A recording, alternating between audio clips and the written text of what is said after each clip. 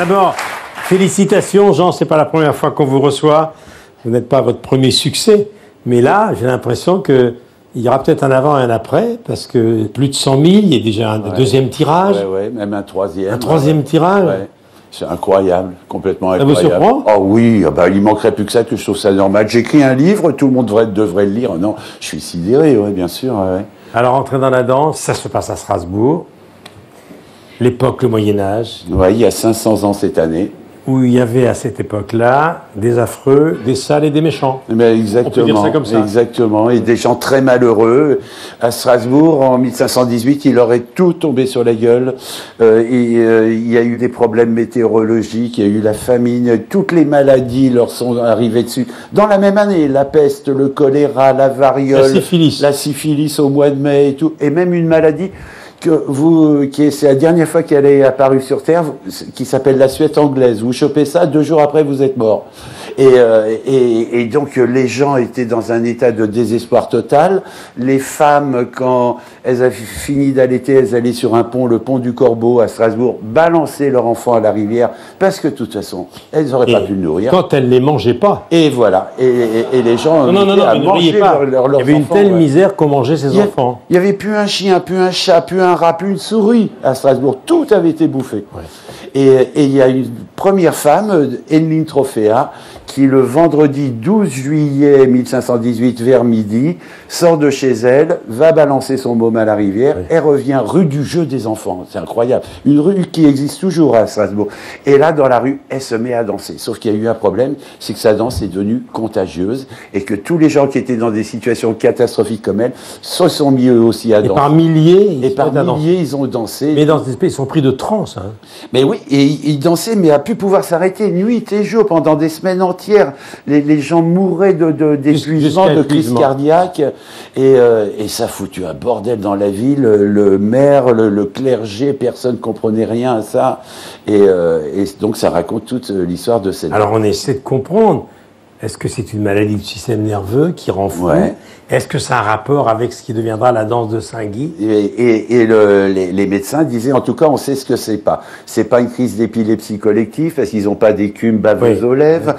C'est pas non plus ce qu'on appelait à l'époque un feu de Saint-Antoine, qui est la maladie de l'ergot de seigle. C'est-à-dire que le seigle moisit, la moisissure du seigle, c'est du LSD à l'état pur. D'ailleurs, le LSD, c'est la reconstitution chimique de la moisissure de seigle.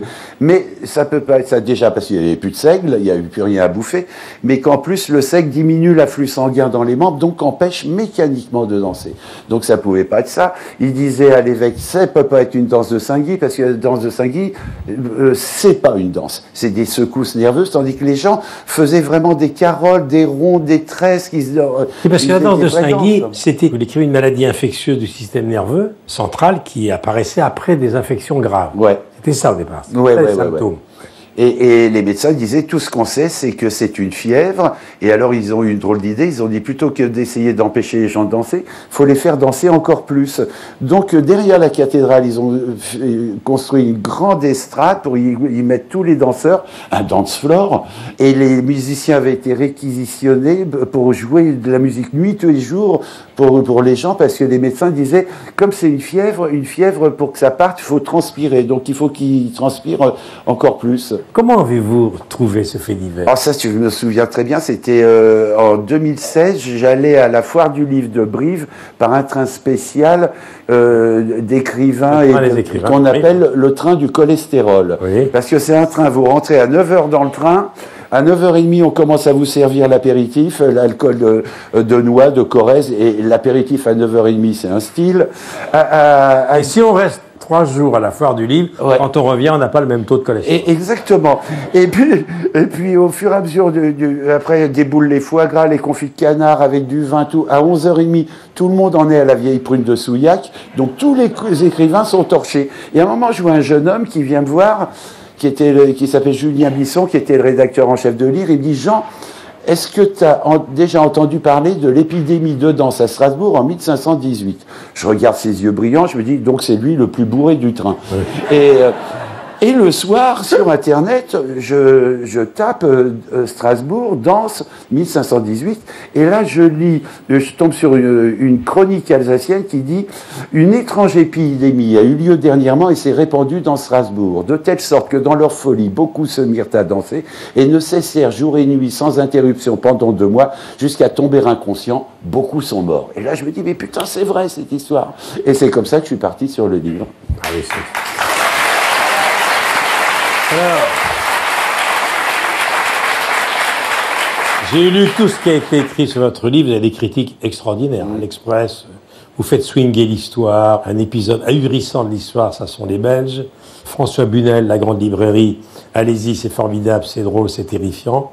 Le Parisien a écrit « Prière de ne pas lire ce récit avant de passer à table ». Ouais. Diabolique a écrit une fable sulfureuse. Ouais. Ben voilà, mais je vous félicite parce que vous n'êtes pas à votre premier succès, mais là j'ai l'impression que ça a démarré plus fort que les autres. Ouais. Très bien. Alors, Entrer dans la danse, c'est une chanson de l'époque. Entrer dans la danse. Voyez comment danse. C'est ça le titre. Embrasser Embrasser qui vous voulez. Ouais. Et très bien. Et après, on va vomir. Donc. Voilà. Très bien. Mais il y a également dans votre livre une référence et une chanson de Barbelivre. Oui, à un moment, j'aime bien moi mettre des petites conneries dans les situations tragiques, et à un moment, il y a un type qui regarde sa femme qui danse avec un mec qui peut pas saquer, et puis il grommelle, et tu danses avec lui, la tête sur son épaule. C'est ce qu'a chanté Cégéron. Et voilà. Ben voilà.